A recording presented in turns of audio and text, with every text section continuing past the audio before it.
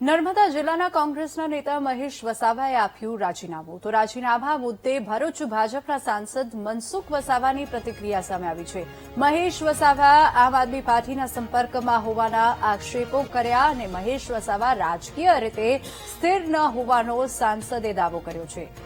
છોટુ વસાવા અને મહેશ વસાવાના પરિવારના લોકો આપ પાર્ટી સાથે જોડાયેલા છે।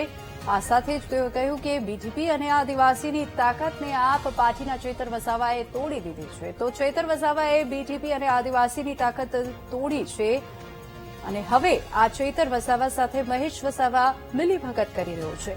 તો કોંગ્રેસ ભાજપ કે કોઈ પણ પક્ષ હાઈ ટિકિટ માટે સોદેબાજી થતી જ હોય છે।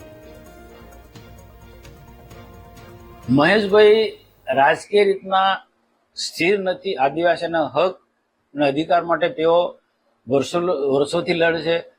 છોટુભાઈ જેમ આદિવાસીના હક માટે લડતા હતા એ જ લાઈન પર તેઓ આદિવાસી માટે લડે છે, પણ રાજકીય રીતના સ્થિર રહેવું જોઈએ। આદિવાસીને ન્યાય અપાવવા માટે રાજકીય રીતના સ્થિર રહેવું જોઈએ, તે સ્થિર નથી। એ બીટીપી છોડી અને કોંગ્રેસમાં ગયા, કોંગ્રેસમાં છોડીને ભાજપમાં આવ્યા અને ફરી પાછા કોંગ્રેસમાં ગયા, આમ આદમી પાર્ટીમાં પણ વચ્ચે ગયા તે।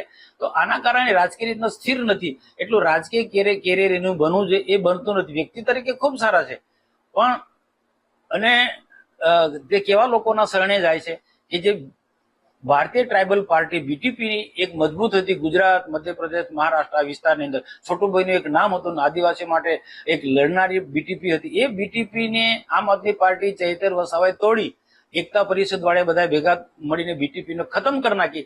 એ લોકોના શરણે પાછા મહેશભાઈ જવા માંગે છે।